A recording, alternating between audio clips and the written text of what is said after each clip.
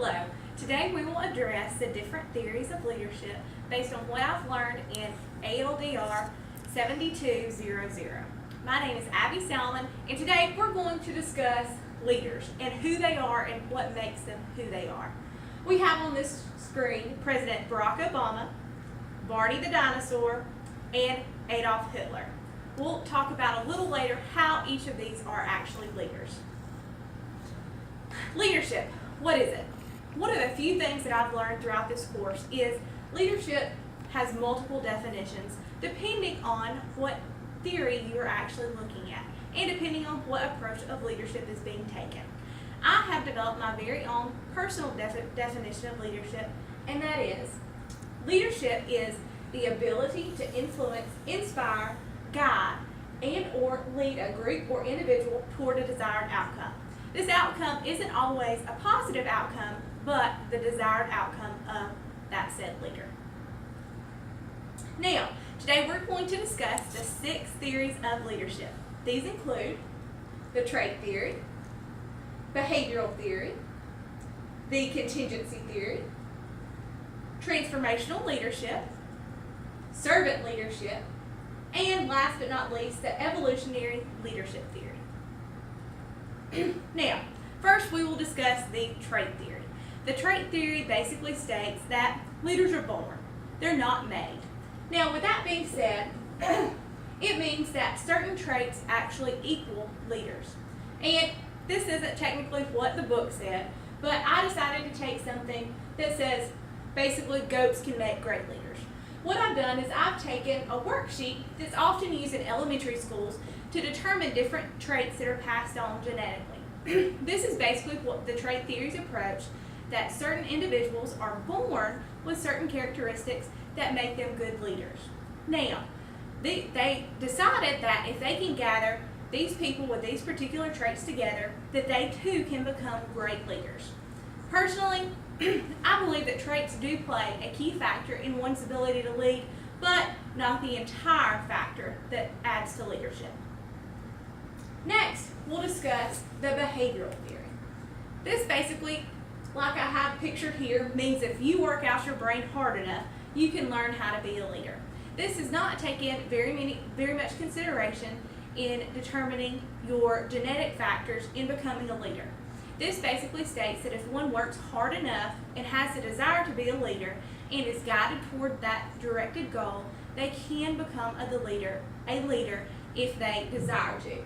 So, everyone can learn to be a leader because leadership is a learnable tactile skill. Okay, so now we have our Royal Rumble here, the trait theory versus the behavioral theory. Basically, like we stated earlier, the trait theory focuses mainly on one's traits that have led to their leadership capabilities. And the behavioral theory states that one can learn to be a leader. That has almost nothing to do with their genetic makeup or the traits that they have.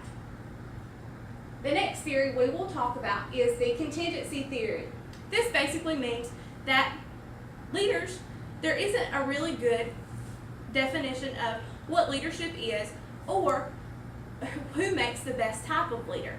This basically states that leadership is based on the situation that said leader might be in. So, there is no best style of leadership, and in my opinion, effective leaders can be good leaders no matter what the situation is. Again, that is my own personal opinion, and not necessarily what this theory agrees with. They just believe that these leaders are leaders based on the situation that they encounter. Now, transformational leadership to me was probably the most difficult to understand, just simply because it had so many different characteristics in this particular leader. First, I have explorer. Transformational leaders want their followers to explore new techniques to discover what their goal should be and why they should go forth with that goal. They also are very, very supportive of their followers and want them to have an open mind. They communicate very well with their followers and are able to provide guidance when in need. Now, they also are able to convince their followers to go towards the desired goal that they have in mind. And last but not least, these transformational leaders lead by example. They're great role models for their followers, no matter what the desired goal may be. Next, we have servant leadership. And this is one that I feel that I can most closely identify with. In most cases, servant leadership has gotten a bad name because people often associate the word servant to slave. Servant leadership is anything but that. One quality that servant leaders most often have is the ability to listen. They are very open-minded in taking feedback from their followers and want to make this process as easy as possible.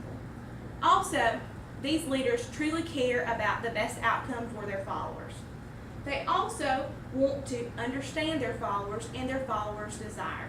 Here we have pictured the washing of the feet, which is to me one of the best examples of being a servant. This type of leadership basically takes the different styles of leadership. It truly makes those followers the key, most important part of the goal.